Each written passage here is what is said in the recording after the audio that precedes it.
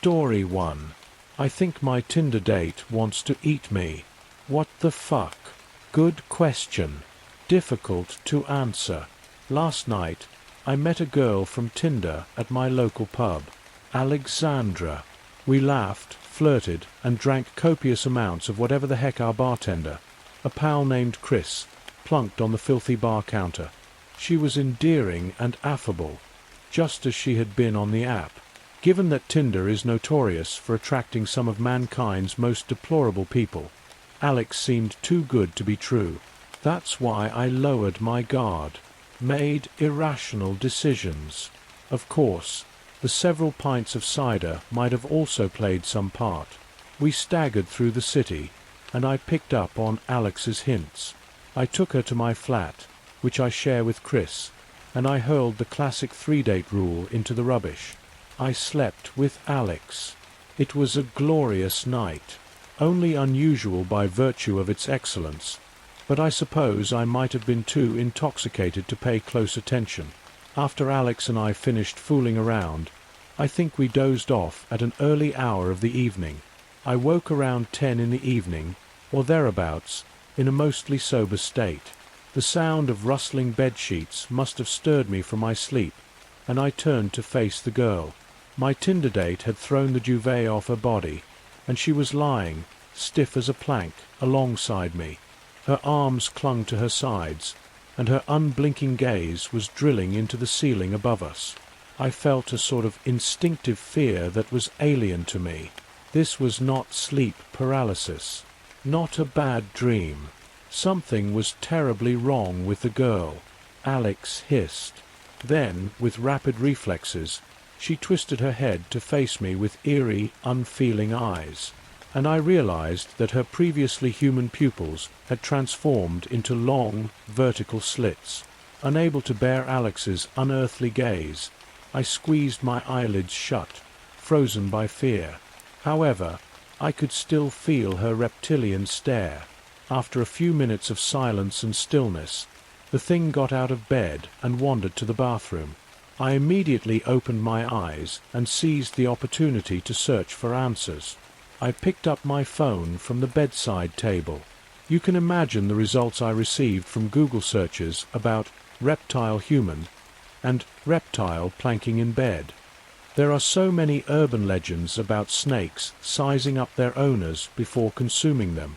As for reptilian people, there are countless tinfoil hat conspiracies and memes about Mark Zuckerberg, but there was no time for frivolity. This was real. I was startled by the sudden sound of a switch flicking. Alex had turned off the light to the ensuite bathroom, and the door silently brushed against the carpet. Nobody walked out. Nobody walked out. Something scurried past the foot of my bed. I couldn't see what had made the sound, but I had a horrible hunch. Scrambling sounds followed, and my mattress rocked. At that moment, I realized my deranged Tinder date was crawling beneath the bed. "Nope, screw this," I announced. "I'm out." I freed my feet from the duvet, clumsily clambered from the bed, and proceeded to run towards the door. One of many errors. A deceptively frail giggle emerged from under my bed. Before I reached the door, twig-like fingers snaked around my right ankle. Like a felled tree, I plummeted to the floor with a pained and fearful howl. I turned my head to face green, piercing slits, which drifted in the darkness beneath my bed. Alex hissed again. With supernatural strength, she dragged me towards her black lair, and I wailed at the sight of her gleaming fangs, stained with the red remnants of old victims. In a flash of movement, the abomination swallowed my foot and sank her predatory teeth into my ankle. I cried in agony, and Alex seized my leg, starting to slide it into her gluttonous gullet. But my survival instinct prevailed. With my free foot, I walloped the Tinder terror in her temple. She released her fangs from my tattered flesh, unleashing a scream of pain. Once she had loosened her grip, I slithered my wounded foot and ankle free from her jaws. After springing up, I sprinted out of the bedroom door and firmly closed it behind me. Why haven't you called the police? You may ask. Astounding idea. Wow. Why didn't I think to do that? Yes, I definitely rushed straight to Reddit before trying anything else. Give me a break. I'm not a total fool, okay? There's a reason that I've resorted to this post. After escaping the bedroom, I heaved furniture in front of the door and barricaded Alex in there. Then, I rang the police. They arrived in a matter of minutes. When they entered the bedroom, however, there was no sign of my terrifying Tinder date. No broken window. No hiding place. The police officers tore up the room, but they eventually gave up. I was scolded for wasting their time. I didn't understand. Collapsing onto the sofa, I sat in my unlit lounge and tried to wrap my head around the night's events. Where had Alex gone? Mere minutes after the police had left, I received an answer. There was a whispery giggle above me. A lump ascended to the top of my throat and lodged itself there. I unwillingly looked up, already knowing what I would see.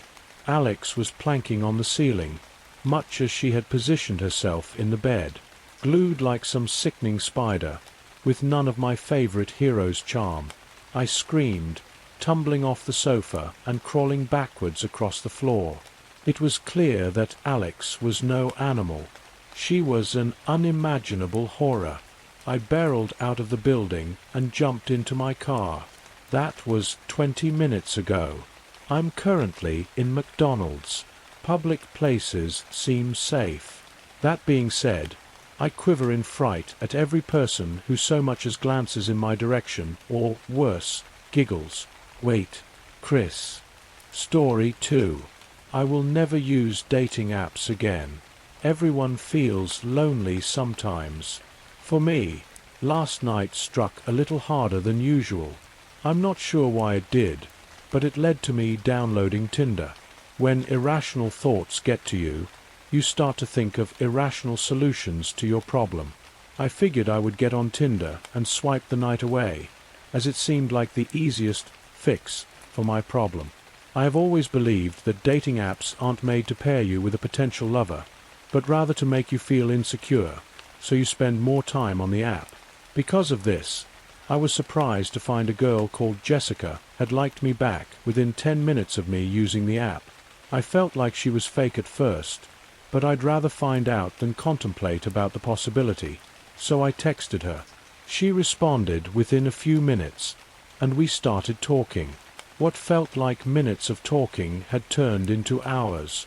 When I looked at the time, I was surprised to see that it was 1 a.m., so I told her that I had to sleep because I had to wake up early for work in the morning, but that I'd love to text with her again. She replied, "Oh yeah, no problem. If you give me your phone number, we can get off this app." Smiley face. Without hesitation, I gave her my phone number and went to sleep. I woke up and started the day as I usually do. I ate breakfast, took a shower, brushed my teeth, and got on my way to work. I have worked for a newspaper for over 5 years, where I get to write about all types of things. Today I had to write about a man who went missing not too far from where I live. He was 2 years younger than me and lived alone. It's been 2 weeks since his disappearance, and the local authorities decided to use the newspaper in hopes someone would have more information.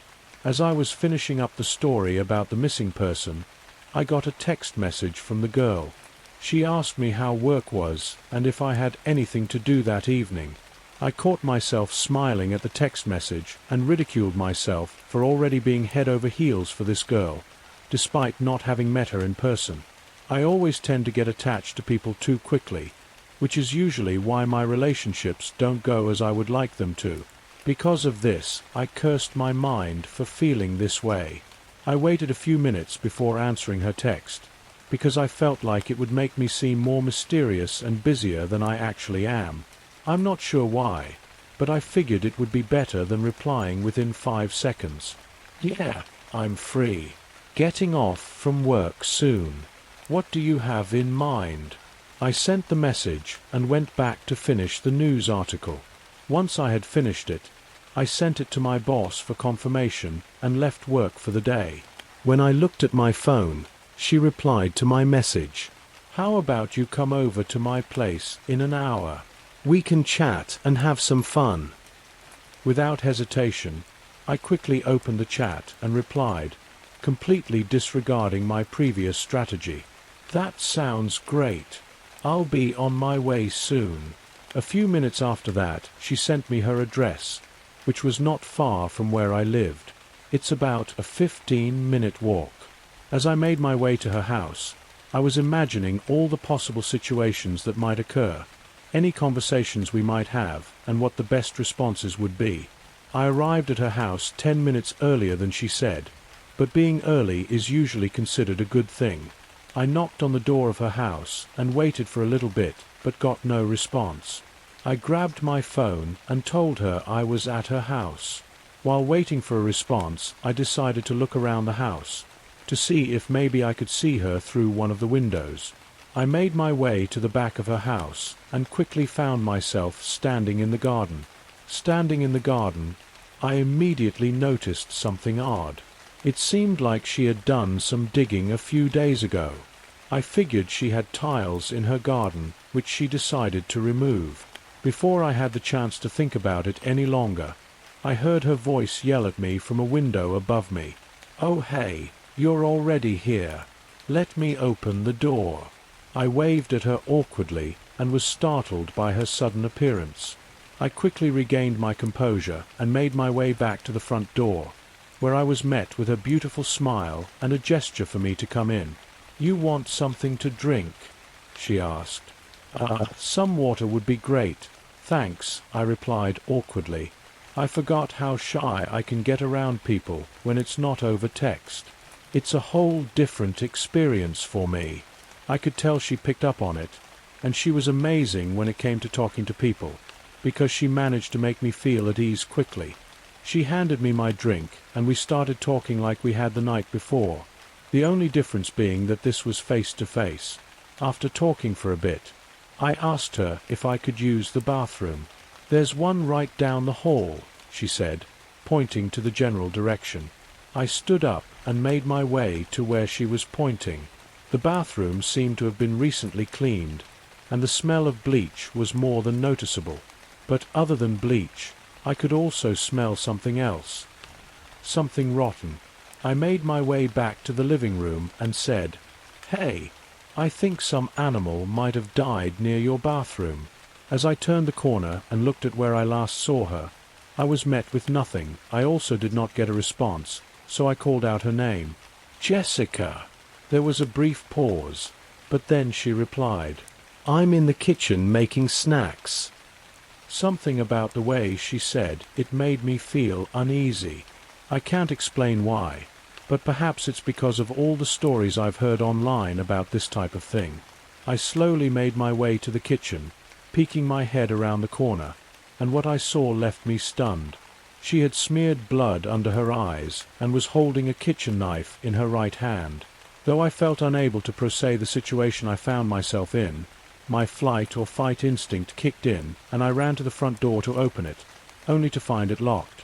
"What's the matter? I thought you wanted to have fun," she said in a playful voice. In a frenzy, I ran upstairs and desperately tried to open any of the windows, only to find out she had locked all of them. I heard her make her way upstairs, giggling and singing. I cursed myself for being so careless. I should have known better to meet in a public place. I tried to think of any way to get out of this situation, which was when I realized the window she had yelled through might still be open. Maybe I could use that window to get out. I quickly ran to the side of the house where the window was to push my luck. To my surprise, the window opened, and I saw my chance to escape. I could hear her yelling "No" as she was inches away and running towards me. Realizing I had no time to hesitate, I jumped out of the window and landed on my back. Though the fall was painful, I was still able to get myself on my feet. I ran to her neighbor's house and frantically knocked on the door. An older couple opened the door and seemed rightfully confused by my frantic look. but realized I needed help, so they let me in. They allowed me to use their phone to call the police, and offered me a cup of tea to recover from what had happened, which I explained to them. This when the pain in my back started to become worse, as the adrenaline in my body was slowly becoming less and less. Within 10 minutes, I heard police cars outside. One of the policemen knocked on the door and asked me what had exactly happened. While I was explaining to him everything that had happened, the other cops kicked the door in after Jessica did not open the door. A few minutes later, the cops came out of the house with her laptop, a blood-filled bottle, and a cup of fingernails. The only thing that seemed to be missing was Jessica. She probably left as soon as she realized I would call the cops. I got the medical attention I needed and was offered a drive back to my house by one of the policemen. I was completely exhausted and fell asleep within a few minutes. I took some days off from work to recover from what had happened, because I felt like I needed some rest. A couple of days later I learned that Jessica had been part of an online cult which seemed to worship Satan. I had also found out that I wasn't her first victim. The man I had written about in the newspapers, who had gone missing, had been found buried in her garden.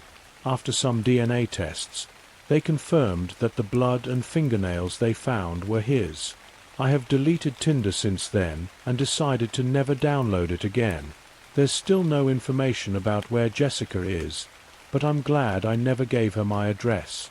Story 3. This is my weird and terrifying Tinder story. I lived in a shitty house off campus. The rent was cheap, and deservedly so. I guess it was better than nothing. Better than sharing a dorm. Plus, it was kinda cool to have my own place. The yard was small and bare except for a lot of big bushes. Tall grass, but shit, I never felt like mowing the lawn. Especially in the winter. Scott's Liquors was also within 50 feet of my one-story/one-bedroom house. The school within walking distance. So yeah, I was set. There was one more week until Christmas break here at Stanwick State University. I was cruising along to my English degree at what I considered to be a community college masquerading as a 4-year school. I'd already turned in my final papers just a few days ago, so I was done with the semester before most of everybody else. One more year, and I'd be done with the school entirely. And honestly, I was gonna miss the place. Yeah, I was a Stanwick lifer, but the school was fun. People were nice and friendly. Expectations not too ridiculous. And I had my house. My mom and dad lived in town, but still. It was different having my own shitty home. No matter how bad or drafty or hot or messy it got, it was still Jamal Pleasance's house. All mine. On this Wednesday night, I was just chillin' at home. I had nowhere to go, nowhere to be. I'd already gotten a couple of 30 packs over at Scott's. It was too cold to do much else. Even in South Georgia, the weather could still reach a brutal cold this time of year, especially considering how close we were to the Flint River. I didn't have a girlfriend at the time, but had a few close friends. They were fellow losers like me. They did their best to keep me from getting too isolated at the house. I gotta say they made college fun. They made Stanwick State a blast, man. We'd been watching YouTube videos on the flat screen and drinking all night. Like any other night, really. The kitchen connected to the living room, making those beer runs all the more easier for us. All of us were 23, a little older than some of the other students on campus. I would say older than most, but Stanwick State seemed to exclusively target non-traditional students for whatever reason. And I mean non-traditional, as in they could get pretty fucking old. The three of us were pretty handsome, if not the prototype for Stanwick State's social hierarchy. There was me, of course, the neurotic crime writer. Like I said, I made good grades that could have been great had I tried more. Needless to say, I wasn't doing anything extracurricular. I liked watching movies and writing. Sure, I'd gotten lucky every now and then meeting girls and having drunken hookups. But fuck, I was awkward. A guy like me who wasn't a smooth talker or excessively handsome had no chance on campus.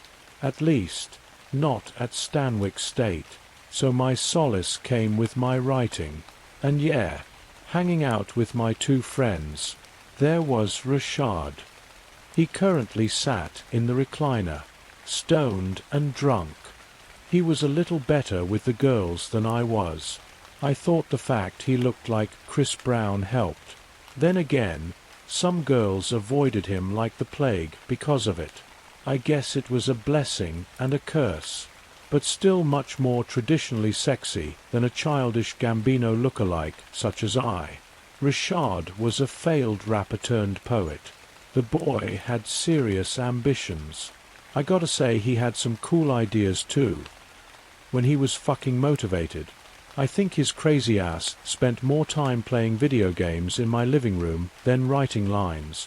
Sitting next to me on the couch was the real weirdo of the bunch. Patrick. He was white but woke. And I mean woke as in John Brown woke. The guy'd rant and get angry all the time. I think he hated white people. Either way, Patrick had passion. And he was cool if weird as fuck. Needless to say, he got laid less than me. Strange considering he was unconventionally handsome. Then again, he was always posting his dick pics on Reddit and showing it to girls online all the time. A real exhibitionist. He had some Reddit fame as well for some crazy incident where someone tried to kill him earlier this year. Like I said, a real weirdo. Like me. And to an extent, like Richard. We were three creative outsiders. I guess you could call us hipsters, but that term almost seems too mainstream for us. I likened us to a geekier rat pack better. Around 8, we got tired of watching music videos and movie countdowns. I could just tell by the way everyone was up in their phones. Richard was basically on his own recliner island at this point, texting and smoking a J. I too was on my phone, my 6th Miller Lite of the night in my other hand. Patrick kept rambling on about classic horror movies. The guy came alive at night like a spastic vampire. I could have sworn he'd been drinking coffee rather than cheap beer. Naturally, I tuned him out, like Richard and I always did when we got really drunk. My eyes stayed glued to my phone, glued to Tinder. Yeah, I couldn't help myself. Male companionship only got me so far, especially when I was hammered. Out of the corner of my eye, I noticed Patrick put on Dementia 13, an old classic we'd only seen about 15 times. I had to, bro. Patrick yelled out, his voice fueled by drunken enthusiasm.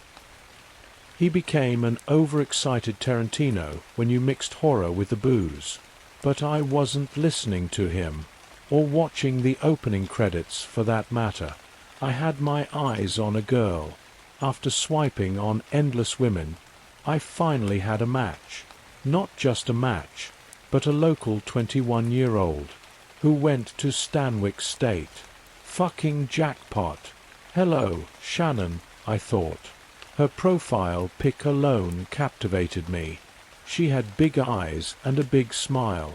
Her quirkiness intrigued me as well. The quick bio mentioned an interest in music. Her wardrobe and style made that clear enough. She was definitely the punk rock type. Zoe Kravitz with 80s fashion. I liked it. And this was just off one fucking pic. Right before I could check out Shannon's other pics, a hand snatched my shoulder. I leaped back like a jump scare had reached out the screen to grab me. "Hey man, you watching it?" Patrick's overexcited deep voice asked me. I yanked my arm back. "Nah, bro, we've already seen it." Annoyed, I turned my focus back to what interested me more than this 1963 movie. Shannon. "All right, whatever." Patrick looked back at the flat screen. "Your loss." I scrolled through the rest of Shannon's pretty pictures. We've already seen it. One of Shannon's pictures stood out in particular. A Halloween pic of her wearing a mannequin mask. A plastic female mannequin mask, complete with a distorted smile. In the photo, she wore leggings and a cape. Great body for sure. But that mask was creepy as fuck. More Marilyn Manson than Kiss. Amidst the movie's freaky soundtrack, I heard Richard's phone vibrate. I looked over to see Richard stare at his phone. His concentration rivaled mine. His fingers typed up a reply in frenetic fashion, like he was an iPhone slave. My phone then buzzed. Intrigued, I checked my Tinder. A December miracle had happened. Something I wasn't familiar with at all. A girl had sent me the first message. Not just one of those awkward or meek girls on here looking for attention either. I mean motherfucking Shannon had messaged me. Sup, sexy? Winky face. I kept my composure as best I could. She had to be a spammer. But what if she wasn't? Fueled by lust and curiosity, I sent Shannon a reply. Nothin'. Just chillin'. You're making me watch this by myself? A belligerent Patrick asked. You done watched this shit a billion times. I heard Richard tell him. Grinning, I faced Patrick. Yeah, I like it. But you picked the same shit. To my surprise, Patrick was immersed in his phone as well. Dude looked like he was typing up a novel. Oh well. We were millennials, after all. Not like I didn't enjoy their company, even when we were just sitting around on our phones. It's still a classic, dude, Patrick replied while texting. I smirked at the sight. Richard was over there doing the same. Such intense texters. A vibration brought me back to my Tinder crush. Shannon had sent another message. Just checking you out. Nice pics, boo. My smile grew bigger. And from there, Shannon and I continued flirting. And no, she never once asked me for a credit card number or my social security digits. Addicted to this chat, I lost track of Richard and Patrick. I heard their phones go off in quick succession over the next few minutes. In addition to the steady rhythm of their typing fingers, all of the noises formed one big technology-driven melody. And all the while, Coppola's Dementia 13 kept playing in the background. I glanced up once just in time to see a groundskeeper get decapitated. Still a great sequence. I couldn't watch for too long though. Not with Shannon constantly drawing me back in. We traded compliments and phone numbers. Shannon told me she thought the campus party scene was pretty lame too. Then she added that might change now that she met me. Okay. I was getting excited. Yo, Jamal. Richard said. I looked up from my phone to see Richard walking up to me. Hey, I gotta get going, Richard told me. This early, Patrick said. Yeah, bro, Richard said. He flashed us a beaming smile. We knew what time it was. You got a girl? I asked him. Still holding his phone, Patrick leaned in closer like a friend leaning in from the back seat. Yeah, who is she? I ain't telling y'all, man, Richard told us. His phone erupted with another vibration. With the anticipation of a kid on Christmas morning, he checked the text. She's fine as fuck though. Like a compulsion, Richard got to work texting a reply. Normally, I'd want him here all night. But tonight was going to be less lonely. At the very least, Shannon was going to make it less boring. All right, well, be careful, I said to Richard. Yeah, bro, Patrick added. You sure you can walk straight? I quipped. Yeah, man, an agitated Richard responded. As if I was interfering with his concentration on the hookup. She must be at the college, Patrick said. Nah, I ain't saying, Richard said. He sent the text. I'll see y'all, man. He fist-bumped each of us before heading toward the front door. Put on some new goddamn movies next time too, he told Patrick. Chuckling, Patrick held up his hands. Hey, you can't go wrong with the classics, bro. Richard laughed. Find some new classics then. Right when he opened the door, I heard Richard's phone buzz once more. Like an invading army, cold air swooped in. Shivering, I looked over to see Richard responding to another text as he closed the door behind him. Maybe she'll have friends, Patrick joked.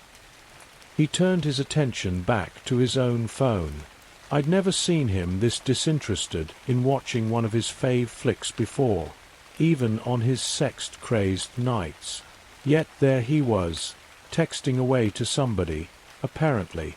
My phone vibrated. I looked down to see several of Shannon's messages awaiting my excited gaze like unopened Christmas gifts. I couldn't help but smile. Shannon just kept telling me how hot I was, and how crazy it was she hadn't seen me around the campus before. I told her I was a bit antisocial. The isolated writer type. I wasn't exactly ever invited to go out to the Landing or any of the other local bars. But she didn't care. She loved horror movies too. And above all, Shannon seemed genuinely interested in me. My talents, my interests.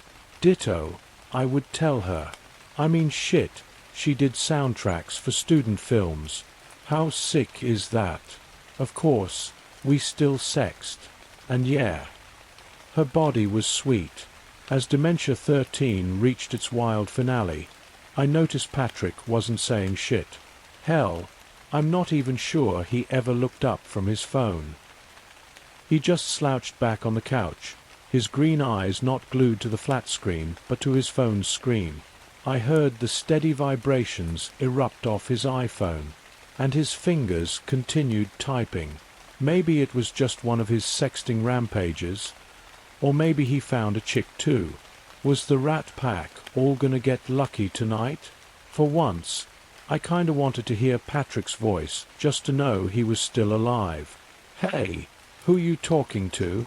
I asked. Patrick smiled at me. A girl. Whoa. Ah, fuck you, man. Patrick chuckled. I gave him a light shove. Nah, it's about time you got laid. Ditto, my man. Patrick polished off his 8th beer in one swig. What could I say? He was right. We both needed to get some. I looked back at my phone just in time to see Shannon's fresh text. I'm coming over. Winky face where you at, baby? All kinds of possibilities swirled through my excited mind. I took a sip of my 10th beer. The buzz was hitting me hard, as was the adrenaline rush I got from Shannon. While I heard Patrick's frenetic fingers working overtime, I sent Shannon my address. Get here when you can, I teased. She gave me a quick reply. I'm coming over now. An emoji blowing a kiss adorned the message. Holy shit, I thought. This was really happening. Even right now, I'm still too embarrassed to tell you the last time I'd gotten laid up to that point. I finished off my beer.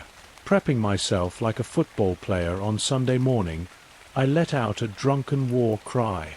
Patrick gave me a weird look. You all right? Alarmed, I looked at my friend. Fuck. What was I gonna do with him? What? Patrick chuckled. Dramatic music pulled my attention over toward the TV Dementia 13's end credits stared back at me. Then Patrick's loud typing hit me. I looked over to see Patrick send another text. He looked comfy on that couch, and judging by the many empty long necks resting at his feet, I knew something else. The motherfucker was drunk. Patrick's phone vibrated again. I saw his smile get bigger and goofier as he read his latest text. Damn Patrick, I thought. I loved having him here 95% of the time, especially at night. But this wasn't one of those lonely nights. My phone buzzed me back to my tantalizing plans. And there, of course, was another text from Shannon. OTW sexy. You better be ready. Just me and you. God damn it, Patrick. Restless, I looked at him. He was too busy texting to notice my stern stare. I kept my glare on him for a moment, for what seemed like an eternity. Oblivious, he finished his novel and sent it. Patrick, I finally said, not even trying to hide my agitation. With a goofy grin plastered on his face, Patrick looked at me. Yeah, what's up? I waved at the TV. By now, the screen was back to YouTube's homepage. The movie's over. Patrick glanced at it. Oh yeah, trying to be the great best friend I usually was. I nodded. Well, if you don't mind, I think I might need some alone time dash. Quicker than Sinatra following after a dame, Patrick leaped off the couch. Oh shit, I gotcha. Yeah, I said with a smile. I'm not trying to cock-block, dude. Staggering to the door, he knocked over a few of his empty long necks. Shit, my bad. With drunken clumsiness, he stooped down and started putting the bottles on a coffee table. Sorry, man. Nah, you're fine, I reassured him. I helped him pick up the long necks. God, he needed the help. His drunken grasp kept dropping almost every bottle. Fuck my bad, bro, Patrick went on, his voice weak and slow with intoxicated glory. I got it. Standing back up, Patrick retrieved the car keys from his pocket. I'm not the biggest fan of brothers before hoes, but this was one of my best friends. If he was this smashed, I couldn't let him leave on a suicide mission.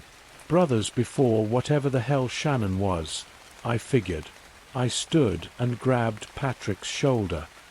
Hey, if you wanna just like stay in the bedroom, we'll figure it out dash. Dismissive, Patrick waved his hands. Nuff, man. I ain't gonna do that to you. He took his phone out of his pocket. You sure? Yeah, bro, don't worry about it. For once, Patrick broke away from me and stumbled over toward the door. The man was eager to leave. Jesus, I usually could never get him to leave. It was like he co-owned the house without ever paying. Not that I minded, since he was my boy. Like a security blanket on those lonely nights when I was here by myself. I gave Patrick a sly smile. You got a girl too? Chuckling, Patrick stopped at the door and faced me. Yeah, I dash. His phone vibrated, interrupting him. Full of drunken vigor, he read the text. That's awesome, man, I said. I patted Patrick on the back. Yeah, bro, getting laid, an enthusiastic Patrick said. He responded to the text message. Easily, the fastest I'd ever seen him reply to a text. The motherfucker didn't respond to me for hours sometimes. The American dream, I said. With that, I opened the door and led Patrick out onto the front porch. Shivering, I jammed my hands in my jacket pockets. I felt my phone vibrate again. Sorry, Shannon. Brothers before Tinder dream girls. I'll text you tomorrow, Patrick told me. He walked down the porch stairs in slow, cautious steps. At least, he wasn't being too reckless. All right, bro, I said to him. Just be careful.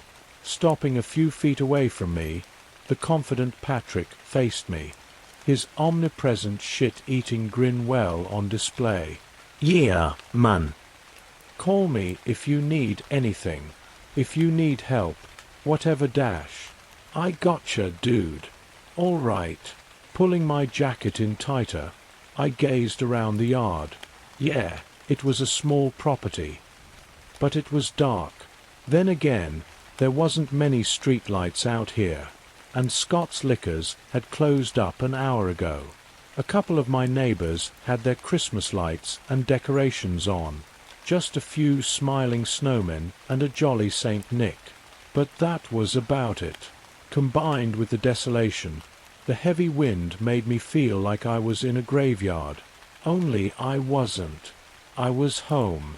I heard Patrick get to work on another text. "Damn, it's cold," he said. I grinned at him. "Yeah, well, be safe, bro." Eager to escape the freezing weather, I started to head back inside. "Hey, Jamal!" I heard Patrick's drunken yell. Stopping in the doorway, I turned and faced him. Patrick gave me a sly finger gun gesture. "Good luck, my man." I smirked. "You too, bro." With that, I went back inside and closed the door. Maybe I was leaving Patrick in the cold, but he had a damn car. And a girl. He'd be just fine. Just like Rashad. And hopefully, just like me. Inside, the house was quiet. No music or movies were on. No loud drunks were talking or texting. If my yard was a cemetery, this felt like a funeral home. And damn if I didn't feel like a hermit in here. I glanced out a living room window and saw Patrick still texting in my yard. Oh well, at least he wouldn't get a DUI on the front lawn. Nor would he get a texting while driving ticket when he wasn't, driving. Hopefully, his girl would pick his drunk ass up. A ferocious vibration brought me back to the task at hand. Shannon. She'd sent me several more texts. Shannon said she was running late, but she'd be here. Real soon. Winky face. My body surging with excitement, I scanned the living room. The place was a fucking mess. Thanks a lot, guys. In less than 10 minutes, I had the room clean. Well, clean enough. The bottles and cans overpopulated the garbage can. A fresh blanket covered my stained couch. I jammed all my stray clothes in the closet. I also dug through my avalanche of hangers to find my best t-shirt and cargo pants. Rushing more than a girl on prom night, I changed into this fresh outfit. In a race against time, I put on deodorant, cologne, freshened up my hair.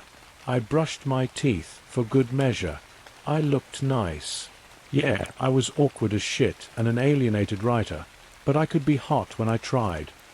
All the while, Shannon kept sending me texts here and there. Last I heard, she was a couple of blocks away. I told her I could pick her up, but she said she lived on campus and enjoyed the walk. She was a night owl like me, I suppose. Damn. Maybe we really were made for each other. In the living room, I put on a 2000s indie rock playlist. Something neutral for the Stanwyck State crowd. The Strokes, Force to the People, etc. Anxious, I went back to our text messages. Me and Shannon's first conversations. Our love for horror movies. Her interest in my crime stories. And yeah, okay, I looked at our sexts too. Those big boobs would grab anyone, man. But most of all, she just looked natural. Not like a stick figure or fake-ass IG model. I mean, don't get me wrong, she looked hot. Just not generic. Like she didn't give a shit what others thought of her. Average weight. Pretty face. Not only was it awesome, but at least it quashed my fears she was a catfishing 70-year-old woman or scammer. Before I could go through some of the other pics, a new message from Shannon graced my screen. I'm here. The anticipation overwhelmed me. I trembled like a kid about to get on their first roller coaster. I looked over at the front door when another vibration drew my attention. Shannon's latest message. Come outside. Her grinning bitmoji arrived right after it. The weather may have been frightful, but Shannon's cuteness warmed me up enough to face the cold. I threw on my hoodie and stepped out into the cool December air. The chilling wind battered me like rain. Shivering, I closed the door. I couldn't see shit in the darkness. All my neighbors had turned off their lights for the night. Their Christmas lights and decorations were off too. No one left those on all night until well after the semester was over. Clutching my phone, I could see my breath in the air. It was too cold to even talk. My hands frozen to my phone, I typed my next text to Shannon at an ultra-slow pace. "Where are you?" Eager to meet this mysterious Tinder beauty, I walked into my front yard. Or better yet, I stumbled around in my drunken stupor. I realized I had no chance in this darkness. I turned on my iPhone's flashlight for help. Through the small light, I saw nothing on my lawn. Like a cautious explorer, I walked toward the backyard. I took slow, steady steps. I didn't want to fall in front of Shannon, if she was even back here. "Shannon," I said aloud. Folding my arms in a weak attempt to stay warm, I sent her another text. "Hey, are you out here?" I felt my foot scrunch something in the high grass. A beam of light erupted right beneath me. Startled, I looked down at a glowing iPhone screen.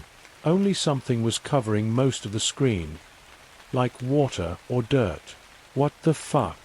I picked it up, nervous. A thick substance stuck to my hand like paint. Red paint. To my horror, I saw blood all over the screen. Normally, I'd drop it in an instant. But in the cold, the blood felt like water quickly freezing. The iPhone felt glued to my trembling hand. Not only that, but my nervous eyes recognized the iPhone's home screen. A picture of me and Patrick and Richard. One of our bromance photos. And one of Patrick's faves. Scared, I glanced around the yard but saw nothing. I wiped some of the blood off Patrick's phone, where I saw he had a few notifications. Maybe I was being nosy, but I had to know what happened to my friend. His blood was literally on my hands, for God's sakes. And there were so many text messages. All to this one girl he'd been talking to. The messages were filthy. Patrick moved fast. And yes, he'd sent her a collection of his dick pics. As impressive as it was, my eyes gravitated to her sexts as well. They were the same ones I'd gotten from Shannon. There was Shannon's hot body. Her big boobs. This girl's phone number was all too familiar. The uncomfortable cold I felt turning into discomforting fear. I looked back at my phone. At my cherished contact. Shannon. My heart sank. My spirit shattered by overwhelming terror. I already knew the answer, but still, I looked back at Patrick's phone. The phone numbers were identical. Him and Shannon had been talking all night. Frantic, I scrolled down to the end of their conversation. Panic collided into my fear. I read where Patrick had told her my address. He said he might be too drunk to drive. Then the last text Shannon sent Patrick gave me chills, even in the cold. "I'll meet you there, boo." My phone buzzed with life, scaring the shit out of me. I jumped back, dropping Patrick's iPhone. A new text from Shannon greeted me. Nervous, I stole another look around the yard. I didn't see anything. Then again, it was too dark to see much besides the large bushes. I went to Shannon's latest text. A video message. My deep, heavy breathing hit the cold air. Full of dread, I mashed play. The screen filled with a close-up of Patrick's horrified face. There he was lying on the ground, a large cut on his head leaking blood. No. I heard him cry out. Then a frenzy of stabs hit his face. Fast hits. But not fast enough for me to not see that gloved hand holding a long hunting knife. Filled with sadness and horror, I watched the murder play on. Blood erupted over the camera. Patrick's screams and cries became drowned out by all the flowing blood. His face nothing more than flayed flesh. Redness splashed all across the high grass. My lawn was now red and green for the holidays. "Patrick," I said in a terrified whimper. "Fuck." I felt tears slide down my face. The tears so painful in the cold. On the video, the murderer sunk the knife straight into Patrick's eye. The kill shot. "Oh God," I said. Patrick's head hit the ground. His face nothing but red slices. The knife handle stuck out of his eyeball like a victory flag. Saddened, I tried to wipe away the tears. Almost impossible in the cold, especially when more tears kept pouring from my eyes. The video ended with the killer turning the camera to face her, and judging by her unique mask, I knew the killer was Shannon. The grinning mannequin mask just looked right into the camera, like Shannon was singling me out. And then, with the quickness of an apparition, the video ended. I was back in my text messages. During the torture I felt watching that disturbing video, I hadn't noticed Shannon's latest text. "Do you see me?" Her winking bitmoji soon followed. In a panic, I staggered back. Amidst the tears and terror, I felt woozy and disoriented, like I hit a pitfall trap. I stumbled into one of the bushes. Floundering like a helpless animal, I felt all along the shrubbery. Then I made contact with cold skin, fresh blood. Another bright light erupted near my hand. Screaming, I leaped off the bush. My horrified eyes stared on at the grisly sight. Positioned like an art exhibit, Rashad's corpse was sprawled out on the bush. Deep stab wounds were all over his chest. Ferocious stab wounds. I could see organs peeking out like hidden items in a ripped package. Rashad's insides were now on the outside. More tears slid down my face. Deep breaths flowed from my mouth like chimney smoke. I felt even colder, like the red stains drenching my clothes were starting to give me hypothermia. Rashad's phone was still glowing near his dead hand. He had a few missed calls, all of them from a saved contact. Hottest weird Tinder girl. I didn't even have to check the number to know who she was. My eyes drifted over to one of the other bushes. Patrick's corpse also sprawled across it, his face hacked beyond belief. In this weather, both he and Rashad would resemble frozen cadavers at some point, like frozen yard ornaments for my house. No. I yelled. Oh fuck. My phone came to life with another vibration. Terrified, I checked it. A new message from Shannon. "I see you." I heard harsh footsteps stomping the tall grass behind me. Thick drops echoed toward me.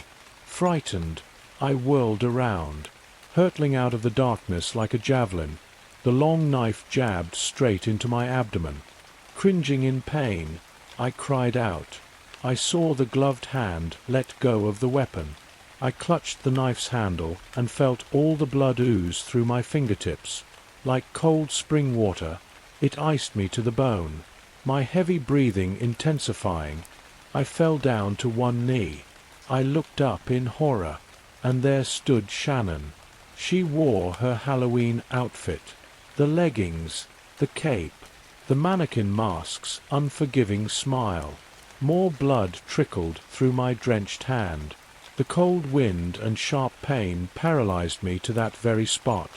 I couldn't move. All I could do was stare at the killer, at her mercy. Taunting me, Shannon leaned down right in front of me. So close I thought the mask's plastic mouth was going to rip out a chunk of my flesh. Inches away from my lips, she came to a stoic stop. I couldn't move. I couldn't even say a word, or scream. Shannon lifted up the bottom of the mask. I looked on at her red lips, shocked. Then she gave me a tender kiss. "I'll see you later, beautiful," she reassured me in a soft tone. A pretty voice that disguised sadistic pleasure. A smile crossed her lips. She was just having fun, just toying with me. With that, Shannon put the mask back on and stood up like a victorious general. Still clutching my wound, I yelled out in pain. I wanted to call her a cunt, a bitch, twat. I wanted to call her all of it. But I couldn't. I quivered in the cold, my drunken state now imbued with the pain of getting fucking stabbed. Behind uneasy eyes, I watched Shannon reach into her hoodie pocket. My tears weren't going away. Both my tears of pain and of sadness over seeing what was left of my best friends. My only friends.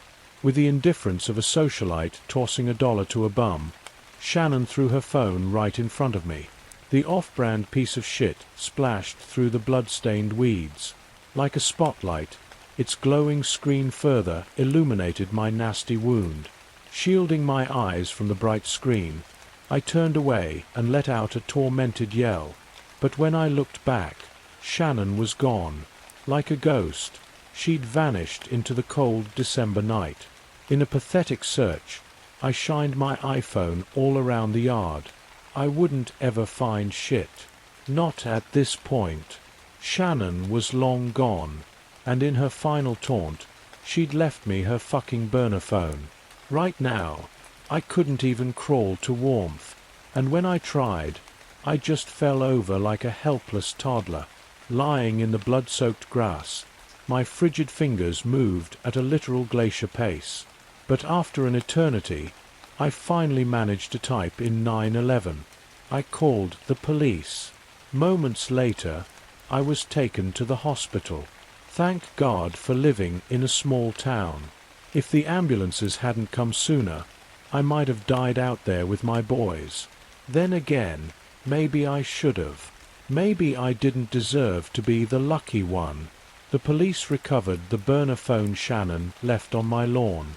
No real personal info was on it other than all her texts. Oh yeah, and her Tinder account. Outside of my friends and I, it turned out she'd talked to a shitload of guys on there. Several of them had been murdered over the last few months. And in her phone's gallery were dozens of pics and videos of her killing each and every one of them, all while wearing that fucking mask. The bitch had been trapping us all along. She was the match from hell. Once I recovered in the hospital, I did my best to get back to a normal life. Well, about as normal as I could given the circumstances. I moved out of that house. No way I could stay there. Not with the memories of me, Patrick, and Richard's epic nights. I could never look at that small yard the same way either. The high grass and bushes were a graveyard for those memories. I ended up graduating from Stanwix State a year later. I'm living with my folks now, working part-time in a soulless internet job. The large scar forever on my abdomen. The scars of losing my best friends forever lodged deep in my mind. God knows, I think about our time together every day. And late at night, I cry thinking about my weirdo friends. Everyone else can always relive those college memories with their old friends and buddies. But I can't. And I never will. I plan on moving out soon. I need to move out. Not as a way to escape the pain and memories. That'll never go away. But just out of fear. You see, the police never caught Shannon. She's still out there somewhere. I don't know. Maybe her name wasn't even Shannon. Maybe those pictures weren't even her. Who knows? Maybe she's back on Tinder, or some other dating app. I try to avoid those things now. And when I do indulge, it's only when I'm at my loneliest and most vulnerable. But even being as careful as I am, there's still that lingering fear in the back of my mind. I'll see you later, beautiful. The sincerity of her soft voice has always stuck with me. Shannon's gentle, confident voice, like the call of a psychopathic siren. Rather than a farewell, Shannon's words felt like a promise. And Shannon seemed like the type who always kept her promise.